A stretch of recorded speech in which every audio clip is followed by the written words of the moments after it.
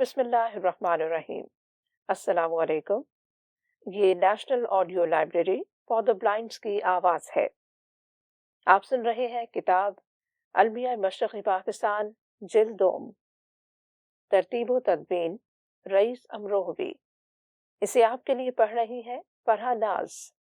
پیش خدمت ہے المیہ مشرقی پاکستان جلد دوم کے چوتھے حصے کی تیسری اور آخری قسط۔ صفحہ نمبر 94۔ یہ ہے بنگلہ دیش۔ فرانس کے ممتاز اخبار لی مانڈے نے بنگلہ دیش کی آزادی کے بعد کے حالات کا تجزیہ کیا ہے اور پاکستان کے سابقہ مشرقی بازو کی موجودہ سیاسی اور اقتصادی صورتحال کو المناک قرار دیا ہے۔ اخبار کے نامہ نگار نے ڈھاکہ سے ایک مراسلہ بھیجا ہے جو 14 جولائی کے شمارے میں شائع ہوا ہے۔ اس میں کہا گیا ہے کہ آزادی کے بعد سے بنگلہ دیش میں ڈکیتی کی 13,224 وارداتیں ہوئی ہیں۔ مجرموں میں 28 بینک مینیجر بھی شامل ہیں جنہوں نے مبینہ طور پر اپنے اداروں سے رقم چرائی۔ بڑی تعداد میں گرفتار کیے جانے والوں میں صرف 61 افراد کو سزائیں دی گئی ہیں۔ مراسلے میں مزید کہا گیا ہے کہ 1 جنوری 1972 سے 31 مئی 1974 کے درمیان 9,560 افراد کو قتل کیا گیا۔ یہ اعداد و شمار سرکاری ہیں جو غالباً اصل تعداد سے بہت کم ہے۔ جن افراد کو قتل کیا گیا ان میں 264 سیاسی شخصیتیں شامل ہیں۔ ان سیاسی شخصیتوں میں بنگلہ دیش کی آئین ساز اسمبلی کے 4 اور پارلیمنٹ کے 3 اراکین ہیں۔ نامہ نگار نے لکھا ہے کہ عوامی لیگ پر بڑے پیمانے پر انتقامی کارروائیاں کرنے اور سیاسی مخالفین کو قتل کرانے کا الزام لگایا جاتا ہے اور خود حکمران پارٹی اندرونی خلفشار کا شکار ہے۔ بدعنوانی اور نااہلی ہر جگہ اور خاص طور پر حکمران پارٹی کے اراکین میں عروج پر ہے۔ نامہ نگار نے لکھا ہے کہ جو بنگالی بات کہنے کی جرت رکھتے ہیں وہ مسلح افواج پر دیہی علاقوں میں عوام پر زیادتیاں کرنے کے الزام لگاتے ہیں۔ ان میں قتل، ڈکیتی اور عورتوں کی آبروریزی کی وارداتیں شامل ہیں۔ مراسلے میں کہا گیا ہے کہ بھارتی سپاہی اب بھی بنگلہ دیش کے جنوب مغرب میں چٹاگام کے جنگلات اور سندربن میں عوام کے خلاف نام نہاد مشترکہ کارروائیوں میں مصروف ہیں۔ نامہ نگار نے لکھا ہے کہ شیخ مجیب کو ملیشیا کے ایک گروپ کی خدمات بھی حاضر ہیں جن کے افسر وہ لوگ ہیں جو دہلی سے آئے ہیں۔ اس گروپ کے 20 تا 40% ارکان راکھی باہنی کہلاتے ہیں اور جو بھارتی سپاہیوں پر مشتمل ہے۔ باخبر سرائے کے حوالے سے بتایا گیا ہے کہ بنگلہ دیش کے وزیر اعظم نے حال ہی میں دھمکی دی تھی کہ اگر فوج خاموش نہ ہوئی تو وہ اس کے خلاف راکھی باہنی کو استعمال کریں گے۔ نامہ نگار نے لکھا ہے کہ امن و امان کے ایسے ناقص حالات ہیں کہ کوئی مشکل ہی سے یہ توقع کر سکتا ہے کہ بنگلہ دیش کی معیشت ترقی کرے گی یا کم از کم 1971 سے قبل کے دور کی سطح پر آ جائے گی۔ پٹسن کی پیداوار جو بنگلہ دیش کی سب سے قیمتی چیز ہوتی تھی المناک صورتحال کا شکار ہے۔ کاشتکاروں نے پٹسن کی پیداوار میں 50% کمی کر دی ہے اور چاول جیسی فصلیں پیدا کر رہے ہیں کیونکہ وہ اب بھی قحط سے ڈرتے ہیں۔ نامہ نگار کے مطابق اس سے ظاہر ہوتا ہے کہ شیخ مجیب الرحمان کی مقبولیت کم ہو جائے گی، اس مقبولیت سے جو انہیں 2 سال پہلے حاصل تھی۔ ابتدائی ایام کے جوش و خروش کی جگہ مایوسی اور بغاوت نے لے لی ہے۔ عوامی لیگ اور بھارت کو ملک کی ہمہ جہتی تباہی کا ذمہ دار قرار دیا جاتا ہے۔ ممکن ہے کہ شیخ مجیب الرحمان واحد شخص ہوں جو ملک کو تباہی اور طوائف الملوکی سے بچا سکتے ہوں، لیکن کب تک؟ جون میں پاکستان کے وزیر اعظم جناب ذوالفقار علی بھٹو کے دورہ بنگلہ دیش کا ذکر کرتے ہوئے اخبار نے لکھا ہے کہ بنگلہ دیش کے دارالحکومت میں مضبوط اور اہل پاکستانی وفد کی موجودگی نے خواہ وہ 48 گھنٹے کے لیے ہی تھی اس وقت کی یادوں کو تازہ کر دیا جب بنگال پاکستان کا حصہ تھا۔ نامہ نگار نے لکھا ہے کہ ایک بنگالی نے جس کا بھائی مارچ 1971 میں ہلاک ہو گیا تھا اسے ڈھاکہ میں بتایا کہ آپ اس شہر میں جو عمارتیں دیکھتے ہیں وہ سب پاکستانیوں نے تعمیر کی تھیں اور یہاں صورتحال ایسی ہے کہ اگر جناب بھٹو یہاں انتخاب میں امیدوار ہوں تو انہیں زبردست کامیابی ہوگی۔ پنڈی سے رہائی کے فوراً بعد ہی شیخ صاحب نے جنوری فروری 1972 کے درمیان اپنی مسلح افواج کو بنگلہ دیش میں مقیم بہاریوں کے خلاف استعمال کیا تھا۔ ڈھاکہ میں غیر بنگالیوں کی نواحی بستیوں میرپور اور محمد پور کے غیر مسلح معصوم شہریوں پر بنگلہ دیش کے چیف آف سٹاف کرنل شفیع اللہ کی قیادت میں فوج کشی کی گئی تھی۔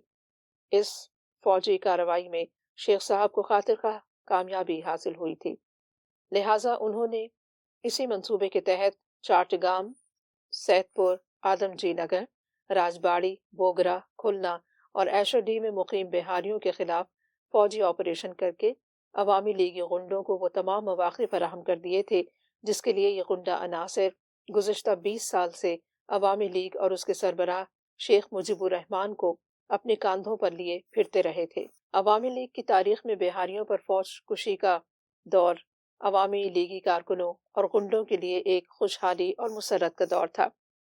یہ حقیقت ہے کہ اس دور میں بنگلہ دیش کے کروڑوں کسانوں اور مزدوروں کو کوئی فائدہ حاصل نہ ہوا، لیکن اس کے برعکس شہروں میں آباد متوسط طبقے کی اکثریت نے اس 2-3 ماہ کی مدت میں بہاری خاندانوں سے لوٹ کر وہ سب کچھ حاصل کر لیا۔ وہ زندگی بھر اپنی محنت اور مشقت کے باوجود اتنی دولت نہیں حاصل کر سکتے تھے۔ خصوصاً عوامی لیگ کے اراکین اسمبلی، پارٹی کے عہدیداروں، مکتی باہنی کے کمانڈروں، مسلح افواج کے کمیشنڈ افسروں اور جوانوں، جیل خانے کے عملے، میجسٹریٹ اور وکلاء کو اس مدت کے دوران اتنا مال غنیمت حاصل ہو گیا تھا کہ وہ لوگ شیخ صاحب کی آئندہ آنے والی نسلوں کی حکمرانی کے لیے دعائیں مانگنے لگے تھے۔ فوج کشی کے دوران قتل کیے جانے والے بہاریوں کی صحیح تعداد کا تعین تو ایک مشکل امر ہے، کیونکہ جب بستی اور محلے کی پوری آبادی ہی تہہ تیغ کر دی جائے تو پھر بستی کے مکینوں کی تعداد اور ان کے نام کون بتاتا۔ غیر ملکی اخباری نمائندوں کی اطلاعات کے مطابق بنگلہ دیش کی تخلیق کے بعد تقریباً 2.25 لاکھ بہاریوں کو انتقامی کارروائی کا نشانہ بنا کر ہلاک کر دیا گیا، جبکہ بنگلہ دیش کے وزیر داخلہ کے بیان کے مطابق 16 دسمبر 1971 سے لے کر 25 مارچ 1972 یعنی 14 ہفتے کی مدت میں 56,000 سے زائد غیر بنگالی بنگلہ دیش کی مختلف جیلوں میں پابند سلاسل تھے۔ ان میں 10 سال کے معصوم بچوں سے لے کر 100 سال کے ناتواں اور ضعیف افراد بھی شامل تھے۔ پولیس نے دولت کے حصول کی خاطر معذور لوگوں اور معصوم بچوں کو بھی جیل خانوں میں بند کر رکھا تھا۔ ڈھاکہ سینٹرل جیل سے رہا ہو کر وطن واپس آنے والے لوگوں کے بیانات کے مطابق 12 اور 15 فروری 1972 کو میرپور اور محمد پور سے گرفتار کر کے ڈھاکہ سینٹرل جیل میں نظر بند کیے جانے والے 12,000 پاکستانیوں میں 2.5 سال کے 2 معصوم بچے بھی شامل تھے، جنہیں پولیس ان کے والدین کے ہمراہ میرپور کے میدان سے پکڑ لائی تھی۔ غیر بنگالیوں پر حکومت کی سرپرستی میں ہونے والے ظلم و تشدد کے واقعات نے عوام دوست حلقوں کو سخت کشمکش میں ڈال دیا۔ چین نواز کمیونسٹ پارٹی کے رہنما شاہد علی کو اس لیے اپنی زندگی کا نذرانہ پیش کرنا پڑا کہ انہوں نے غیر بنگالیوں پر عوامی لیگیوں کے انسانیت سوز مظالم پر تنقید کی تھی۔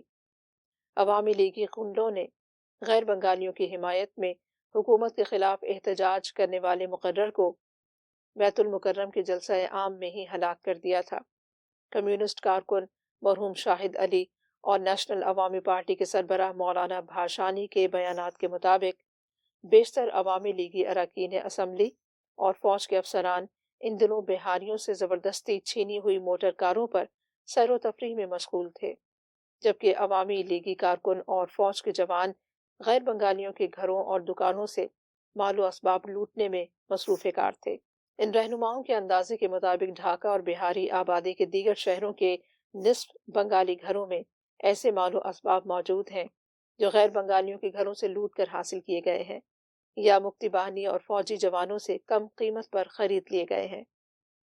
غیر بنگالی آبادی پر فوج کشی کر کے ان کے ہلاک کرنے اور اقتصادی طور پر مفلوک الحال بنا دینے کی پالیسی دراصل غیر بنگالیوں کی نسل کشی کی ایسی پالیسی کی ایک کڑی تھی جس کی ابتدا شیخ صاحب کے پیروکاروں نے 1 مارچ 1971 سے ہی کر دی تھی۔ 20 اور 30 مارچ 1971 کو صرف چاٹگام شہر میں تقریباً 300 افراد ہلاک کر دیے گئے۔ ڈھاکہ میں 1 مارچ ہی سے غیر بنگالیوں کے تجارتی دفاتر لوٹ کر نظر آتش کر دینے کے واقعات رونما ہو چکے تھے، یہاں تک کہ نواب پور روڈ کے ارد گرد ٹھیٹری بازار، طاہر باغ لین اور رتکھولا میں آباد غیر بنگالی گھروں پر 2 اور 3 تاریخ کی درمیانی شب کو حملہ کیا گیا۔ मार्च के आखिरी हफ्ते से लेकर अप्रैल के तीसरे हफ्ते तक 1 माह से कम मुद्दत के अंदर चाटगाम, दीनाजपुर, संताहार, मेमन सिंह और दूसरे छोटे छोटे शहरों में आबाद लाखों गैर बंगालियों पर एक कयामत आई और गुजर गई। जगह जगह उनके खून से होली खेली गई, उनकी इज्जत और नामूस को बरसरे आम रुस्वा किया गया। नंगी औरतों का जुलूस निकालकर पंजाब और बिहार के फिरका वाराना फसादात को भी पीछे छोड़ दिया गया। लेकिन फौजी हुकूमत और याहिया खान के मुशीरों ने बिहारियों की इतनी बड़ी तबाही और बर्बादी को मसलहत कोशी के तहत दबा दिया। यतीमों और बेवाओं को आंसू बहाने तक की इजाज़त नहीं दी गई। एहतजाज करने वालों को गिरफ्तार कर लिया गया। जुल्म तशद्दुद का खौफ दिलाकर जबानों को खामोश कर देने की कोशिश की गई।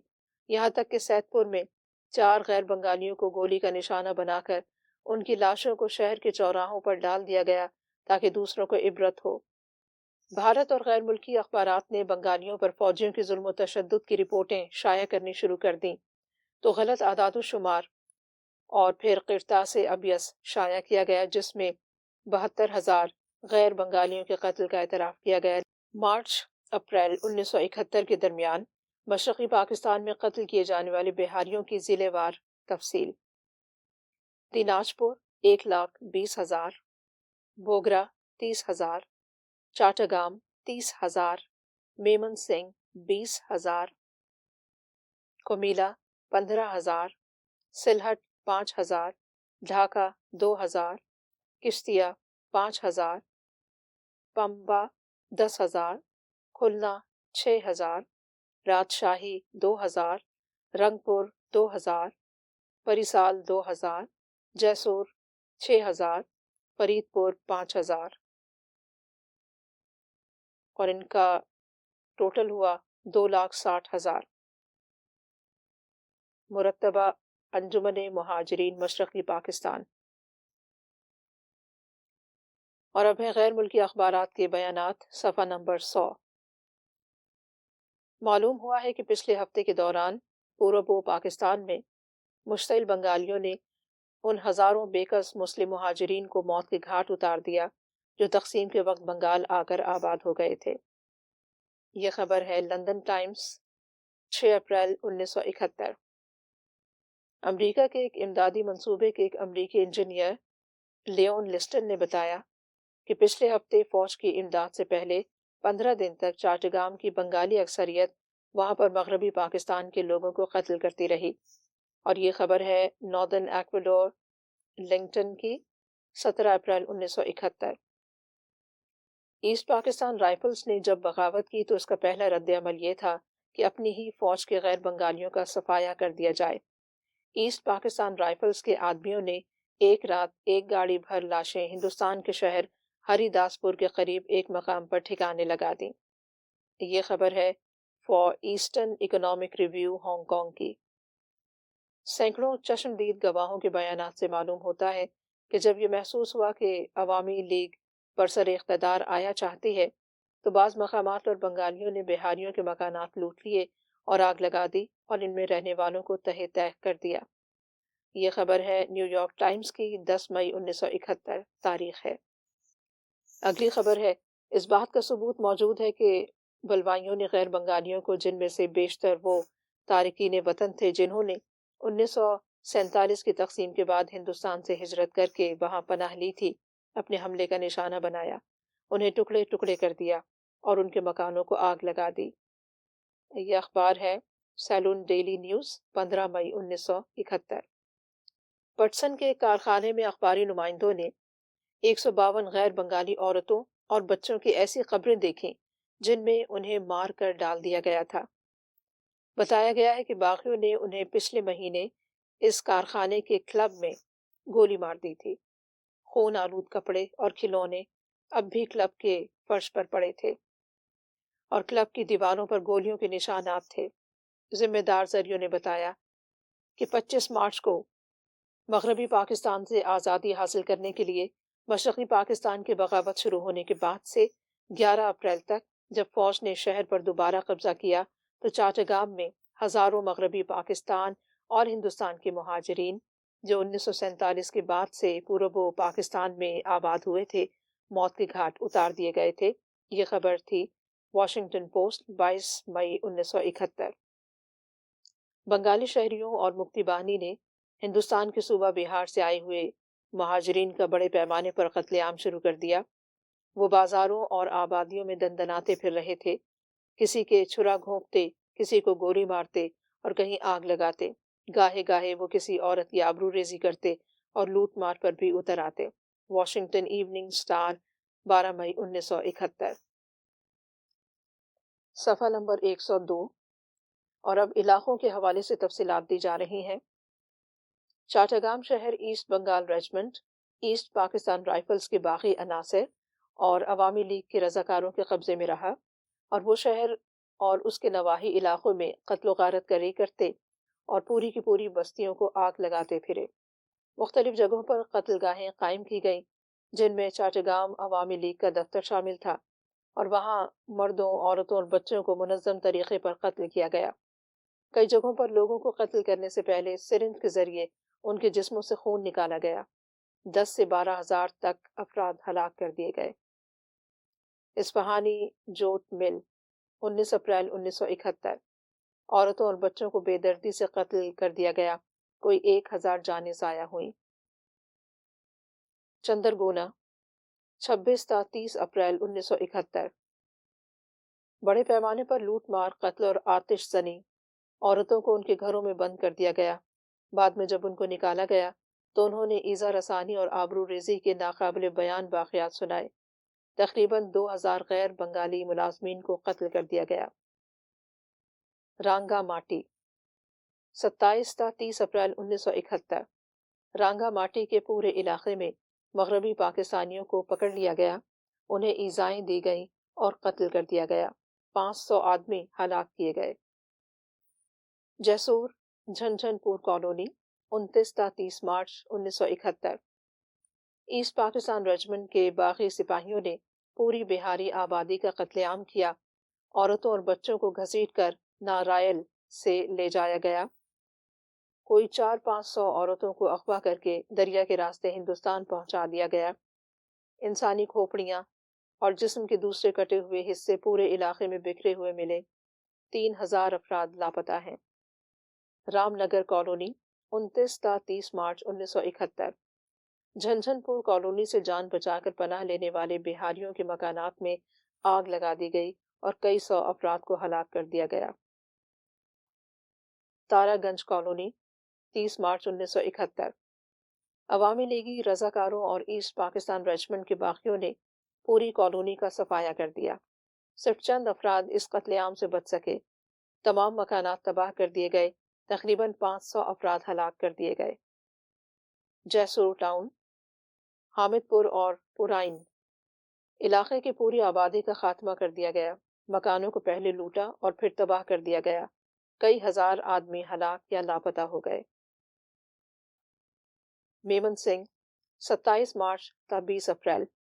ایسٹ پاکستان ریجمنٹ کے سابق آدمیوں نے جو مشین گنوں سے مسلح تھے اور تشدد پر آمادہ ہجوم نے جو رائفلوں، تلواروں، تیغوں، خنجروں اور برچھی بھالوں سے مسلح تھے، شانکی پاڑا اور میمن سنگھ شہر اور اس کے ارد گرد 9 بستیوں پر حملہ کیا اور تمام مردوں کو قتل کر دیا گیا۔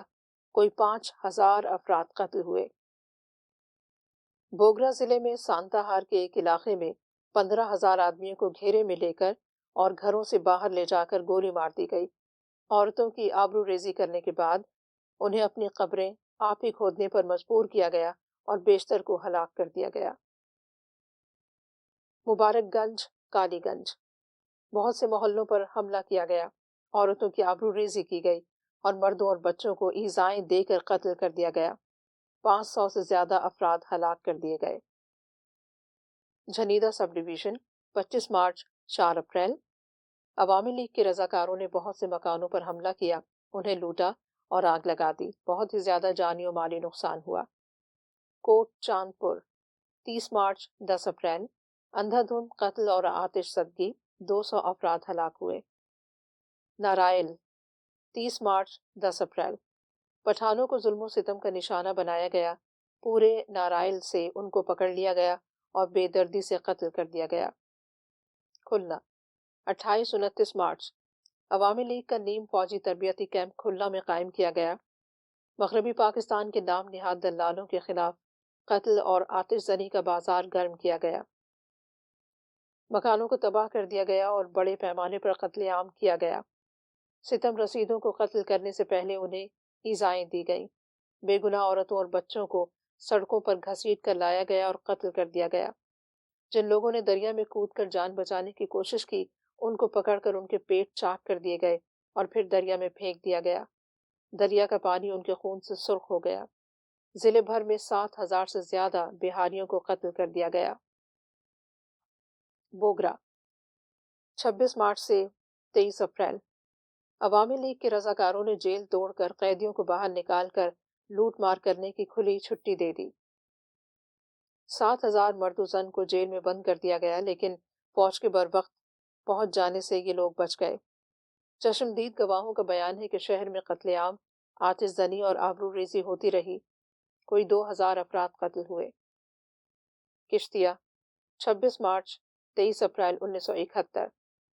ایسٹ پاکستان رجمنٹ کے باغیوں، مجاہدوں، شرپسندوں نے بہاریوں اور مغربی پاکستانیوں پر اندھا دھند فائرنگ کی۔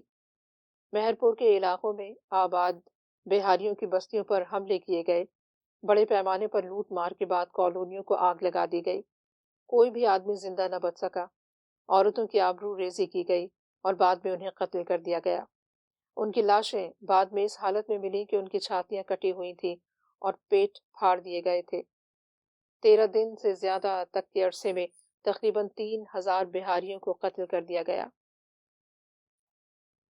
سنتہار، 26 مارچ 23 اپریل۔ عوامی لیگ کے شرپسندوں نے سڑکوں پر رکاوٹیں کھڑی کر دیں تاکہ بہاری باہر نہ نکل سکیں۔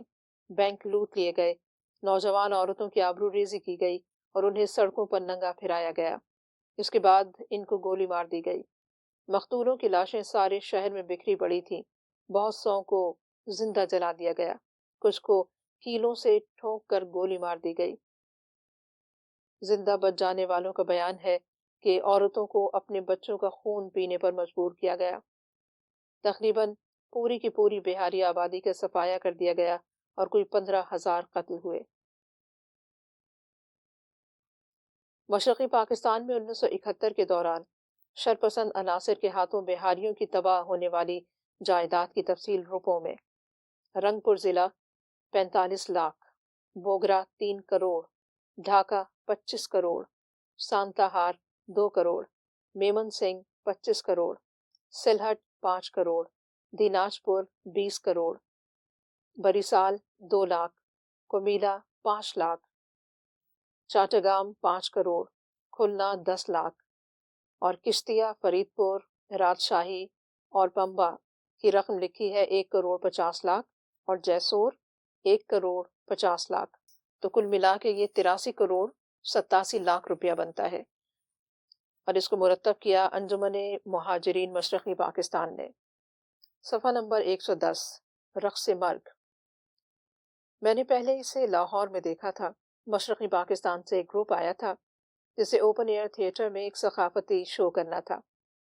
وہ اس میں 3 دفعہ رقص کرتی تھی، 1 دفعہ اکیلی اور 2 دفعہ گروپ میں۔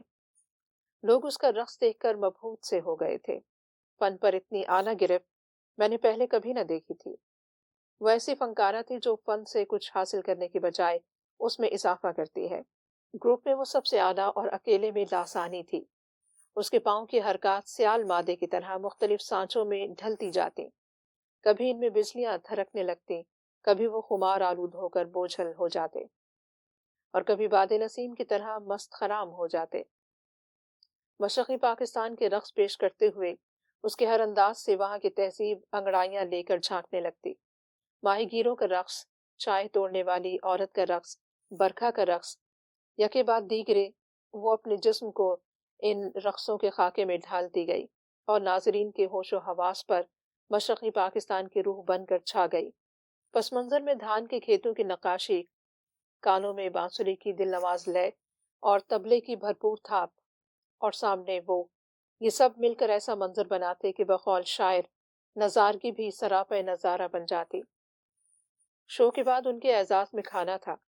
وہاں میری ملاقات اس سے ہوئی और मैंने कहा, मैंने सैकड़ों दफ़ा रक़्स देखे हैं और सैकड़ों दफ़ा तारीफ़ की है, लेकिन आज समझ में नहीं आता कि आपके लासानी रक़्स की कैसे तारीफ़ करूं। उसकी हंसी में भी रक़्स वाले घुंघरू झुनझुना उठे। मैंने भी सैकड़ों दफ़ा अपने रक़्स की तारीफ़ सुनी है, मगर इतने अच्छे अंदाज में कभी नहीं सुनी। उसकी आंखों में भी हंसी नाच रही थी और गोल बंगाली रुखसार की नरमी में एक डिम्पल दीवानावार होता लगा रहा था। हम बातें करते रहे। मुझे यूं महसूस हुआ कि वो खूब खुलकर बगैर लगी लिपटी की बात करती थी और बाज दफा तो खासी मुंहफट हो जाती थी। फिर मेरी दावत पर वो अगले दिन अपने चंद साथियों के हमरा मेरे साथ लाहौर देखने पर राजी हो गई। मेरी बीवी भी साथ थी, जिससे वो बहुत घुल मिल गई। 2-3 रोज बाद वो वापस चली गई और बंगाल से मुझे रस्मी सा खत लिखा, जिसमें सैर कराने का शुक्रिया था। मैंने भी रस्मी सा जवाब दे दिया और बात यहीं खत्म हो गई। चंद माह बाद मेरा तबादला मशरक़ी पाकिस्तान हो गया। ये मई 1971 की बात है। कुछ अरसे बाद उससे मुलाकात हो गई और मेरे मुंह से बेइख्तियार निकल गया, हेलो मशरक़ी पाकिस्तान। वो हंसी, बिल्कुल उसी अंदाज में जैसे लाहौर में हंसी थी। बावजूद इसके कि मशरक़ी पाकिस्तान 2 माह पहले बगावत और कत्ल गारत से गुजर चुका था, उसकी हंसी में उसके कोई असरात न थे। उसमें हस्बे साबिक अपनायत और यगानिगत थी। हम घंटा भर बातें करते रहे।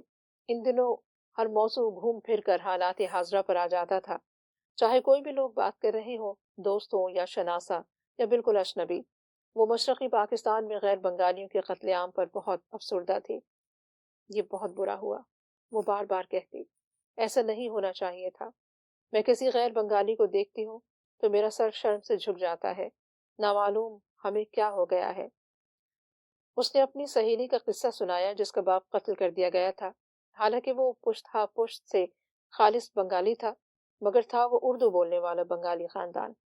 मैं बड़ा हैरान हुआ, ऐसा क्यों हुआ? उर्दू जो बोलते थे, मगर थे तो बंगाली ना। हाँ, बस यही तो पागलपन है। मेरी समझ में तो कुछ नहीं आता। आपकी सहेली कैसे बच गई? वो तंज से हंसी। कत्ल गारत में सिर्फ मर्दों को मारते हैं, औरतों से तो कत्लेआम के बाद जश्न मनाते हैं। उसके लहजे में इतनी काट थी कि मैं कांप गया। वो तो महफूज रही। वो चंद देर रुकी, फिर बोली, ऐसी तफसीलात मर्दों से पूछा करते हैं। मैं झेप गया, पर महज अपनी झेप मिटाने को पूछ लिया, उसका खाविंद भी मारा गया? उसकी अभी शादी ना हुई थी। वो रुकी, पर जैसे बुलंद आवाज में सोचते हुए अपने आप से बोली, उससे अब शादी कौन करेगा? यह गालिबन मेरे सवाल का बिलवास्ता जवाब था। फिर वो अपनी सहेली की खुशखलकी का जिक्र करती रही, स्कूल और कॉलेज में उसके किस्से सुनाती रही। ये दोनों सारा अरसा हम जमात रही थी और क्लास में भी इकट्ठी बैठती थी। कोई 2 साल पहले दोनों ने इकट्ठे एमए किया था। ये बताओ, मार्च में कितने लोग पाकिस्तान के हामी थे? बहुत ज्यादा। वो आंखें फाड़ कर पूरे यकीन के साथ बोली, तो फिर किधर गए वो जब कत्लेआम हुए? सहमे हुए थे, पिछले साल भर से, अब भी सहमे हुए हैं। अगर उनके हौसले न बढ़ाए गए तो बुरा होगा, बहुत बुरा, इसलिए कि वो खामोश रहेंगे। अब तो उनको मुनज़्ज़म होकर सामने आना चाहिए, मैंने कहा। बिल्कुल ठीक है। आप लोगों को ये आखिरी मौका मिला है हम लोगों के बचाने का। ये पहली दफा थी जब उसने आप लोग और हम लोग कहकर बात की थी, इसलिए मैंने जरा चौंक कर उसकी तरफ देखा तो वो मेरा मतलब समझकर मुस्कुराई और तसल्ली देने वाले लहजे में बोली, हम कोई दो नहीं, मगर मेरा मतलब सिर्फ ये है कि हालात सुधारने की कोशिश आपके हाथ में है। हम तो सिर्फ आपकी मदद कर सकते हैं। आप ठीक न चले तो हम भी मदद ना कर सकेंगे। इतने में चाय आ गई और वो अपनी लहराती हुई उंगलियों से चाय बनाने लगी। इसके बाद काफी देर तक उससे मुलाकात न हो सकी। शुरू शुरू में तो बंगाली हमसे खुलकर मिलते थे, मगर जैसे जैसे वक्त गुजरता गया वो हमसे परे परे रहने लगे। हमारा ख्याल था कि कोई भी खुल्लम खुल्ला ये जाहिर नहीं करना चाहता कि वो मगरबी पाकिस्तानियों से राबता रखता है, क्योंकि इस तरह वो गोरीलों की तवज्जो का मरकज बन जाता है। सकाफती सरगर्मियां भी ठंडी पड़ी थीं, इसलिए उसका रक्स भी देखने का मौका न मिल सका। बस टेलीविजन के प्रोग्रामों में ही उसे देख लेता था, जहां वो बाकायदगी से हिस्सा लिया करती थी। एक आध दफा सोचा भी कि उसे जाकर मिलाऊं, घर पर या टेलीविजन स्टेशन पर, मगर ये इरादा इसी बेजारी की नजर हो गया जो مشرقی پاکستان کے حالات کی وجہ سے اکثر ہم پر چھائی رہتی تھی۔ غالباً ستمبر یا اکتوبر کا مہینہ تھا جب وہ اچانک مجھے نیو مارکیٹ میں مل گئی۔ مسکرا کر رک گئی۔ آپ کیسی ہیں؟ میں نے پوچھا۔ جواب دینے کے بجائے اس نے الٹا سوال کر دیا، آپ کیسے ہیں؟ میں تو ٹھیک ہوں، اللہ کا فضل ہے۔ کچھ فضل ہماری طرف بھی بھجوا دیجیے۔ جہاں آپ ہیں وہاں کون سا فضل چاہیے؟ اس نے ہنس کر ادھر ادھر دکانوں پر نظر دوڑائی اور پھر بولی، آپ اکثر یہاں آتے ہیں، آج کیا خرید رہے ہیں؟ کوئی خاص چیز نہیں، گھوم پھر کر دیکھوں گا کیا خریدوں۔ پرسوں لاہور جا رہا ہوں، سوچا بچوں کے لیے کچھ لے چلوں۔ وہ اچھل پڑی، اوہ آپ لاہور جا رہے ہیں؟ اور پھر بات ادھر ہی چل پڑی، بھابھی کو میرا سلام دیجیے گا، بچوں کو پیار دیجیے گا۔ میرا لاہور انہوں نے بڑا خیال رکھا تھا۔ چھوٹا اب کتنا بڑا ہو گیا ہوگا، بہت سویٹ تھا وہ۔ مجھے لاہور کی سیر نہیں بھولتی۔ ہائے کتنی عمدہ جگہ ہے، کب واپس آئیں گے؟ دن کا سفر کریں گے یا رات کا؟ وغیرہ وغیرہ۔ میں نے پوچھا، آپ کیا خرید رہی ہیں؟ آنکھیں مٹکا کر بولی، بہت کچھ۔ کیوں، کوئی جشن ہے؟ نہیں، بلکہ قلعہ بند ہونے کا ارادہ ہے۔ کیا مطلب؟ اب باہر نہیں نکلا کروں گی سوائے اشد ضرورت کے۔ کیوں؟ وہ نیو مارکیٹ کی دکانوں کی طرف ہاتھ پھیلا کر بولی، آپ کو اب اتنے ہی لوگ گھومتے نظر آتے ہیں جتنے پہلے ہوتے تھے؟ نہیں تو، اب کم ہے۔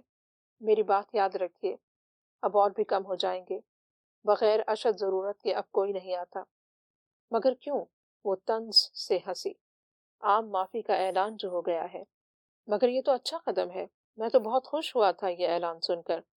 اچھا قدم تو ہے، لیکن اچھی چیز اگر غلط وقت پر غلط انداز میں کی جائے تو نتیجہ اچھا نہیں ہوتا۔ کیا غلطی ہے؟ میری سمجھ میں نہیں آتی۔ اگر آپ لوگ ان باتوں کو سمجھ سکتے تو ہم لوگ اپنے گھروں میں کیوں بند ہو جاتے؟ پھر بھی کیا خرابی ہے اس اعلان میں؟ یہ اعلان 2-3 ماہ پہلے نہیں آ سکتا تھا کہ سبھی لوگ واپس آ جاتے؟ اب جو وہاں مجبوری سے رہے تو وہ ہندوستان سے گوریلوں کی تربیت لیتے رہے۔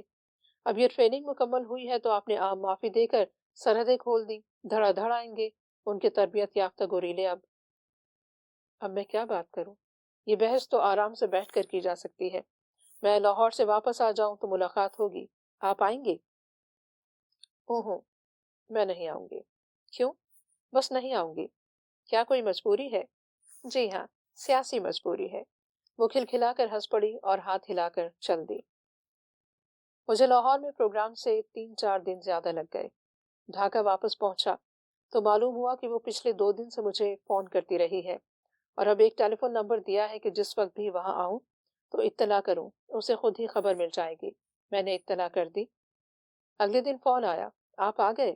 ہاں، میں ملنا چاہتی ہوں۔ کب؟ جتنی جلدی ہو سکے۔ ابھی آ جائیے۔ صرف اتنا مسئلہ ہے کہ ہمارے قریب ہی بم کا دھماکہ ہوا ہے اور پولیس نے سارا علاقہ گھیرے میں لیا ہوا ہے۔ پرواہ نہیں، مجھے آپ سے ضروری بات کرنی ہے۔ لیکن اگر پولیس نے آپ کو روک لیا تو؟ نہیں، وہ نہیں روکیں گے کیونکہ ڈیوڈ بھی میرے ساتھ ہے۔ ارے، آپ ڈیوڈ کو جانتی ہیں؟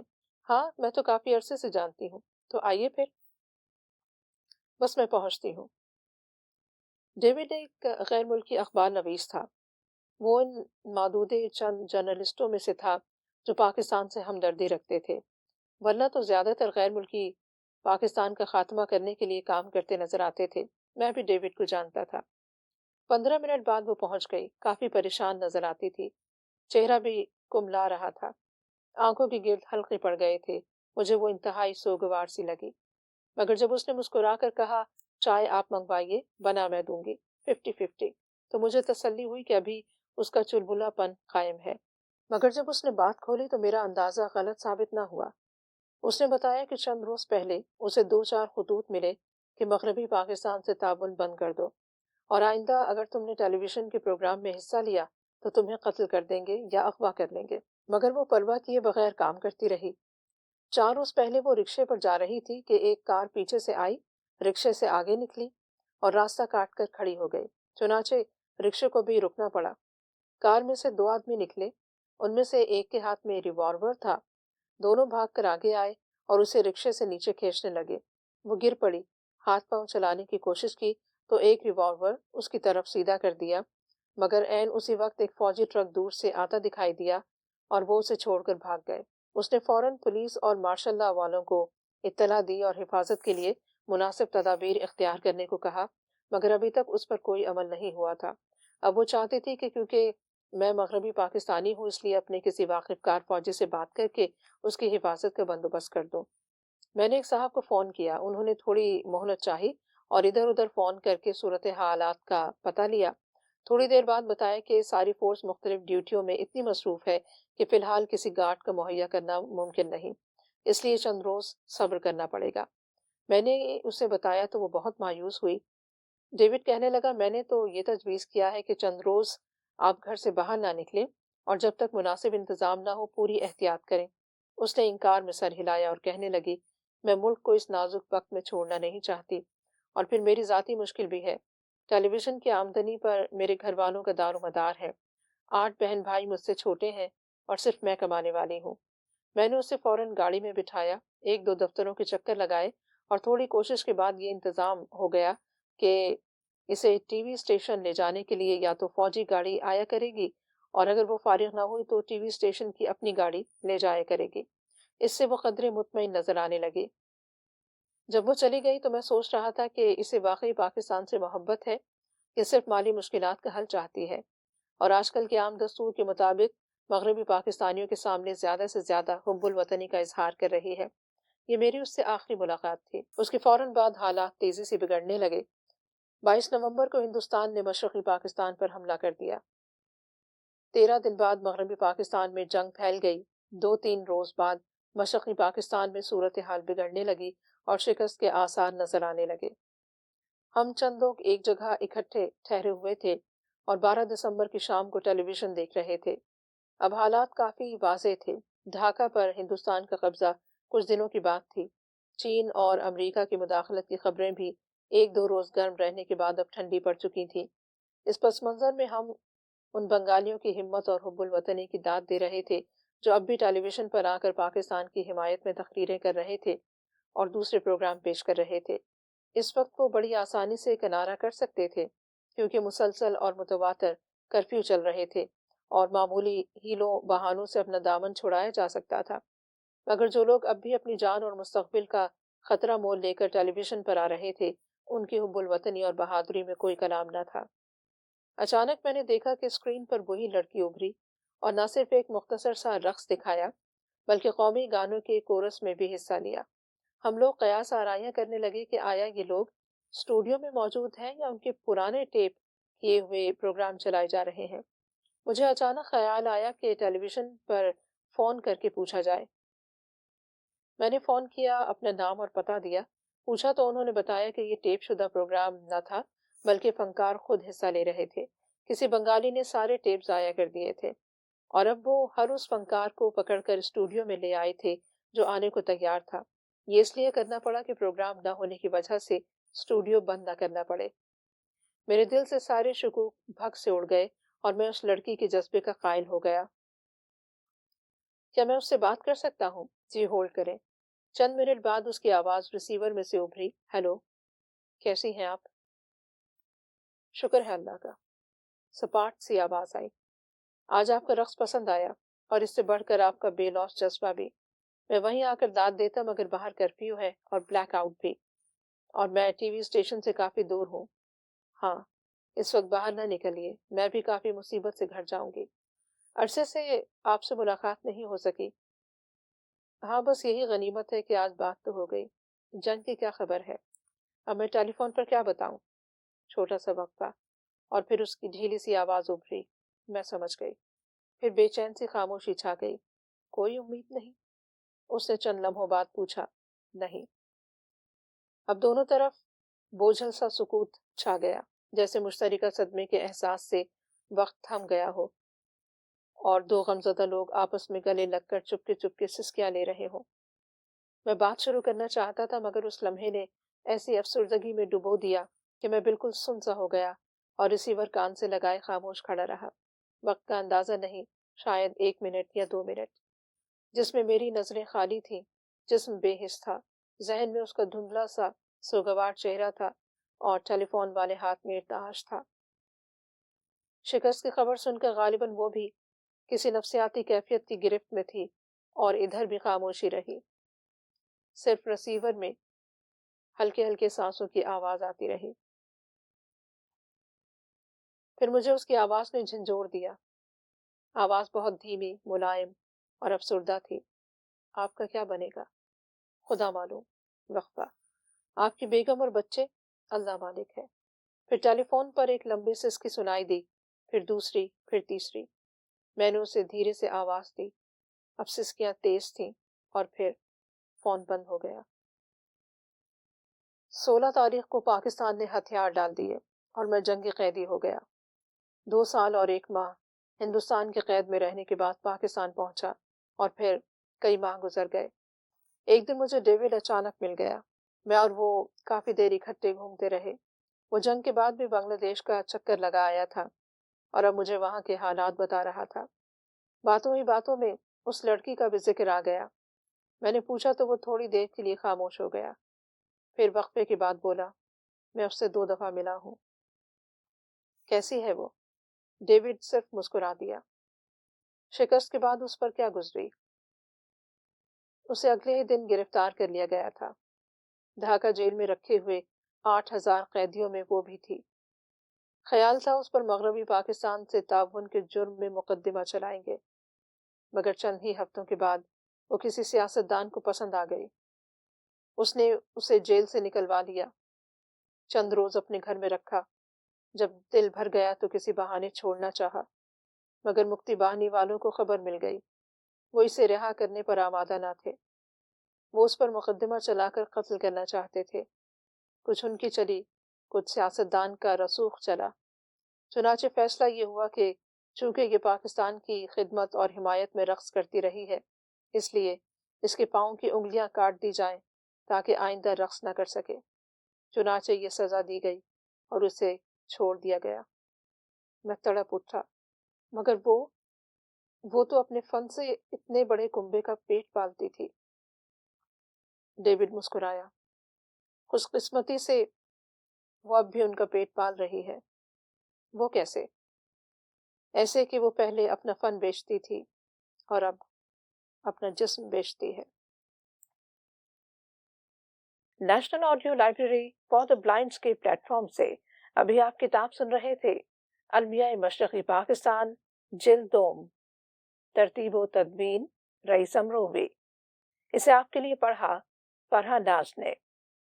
یہ کتاب 4 حصوں میں مکمل کی گئی اور جس کے حصہ چہارم کی مزید 3 اقساط تھے۔ آج تیسری اور آخری قسط بھی اختتام کو پہنچی۔ آپ کو یہ کتاب کیسی لگی؟ رائے سے ضرور آگاہ کیجیے گا۔ خوش رہیں، اجازت دیجیے، اللہ حافظ۔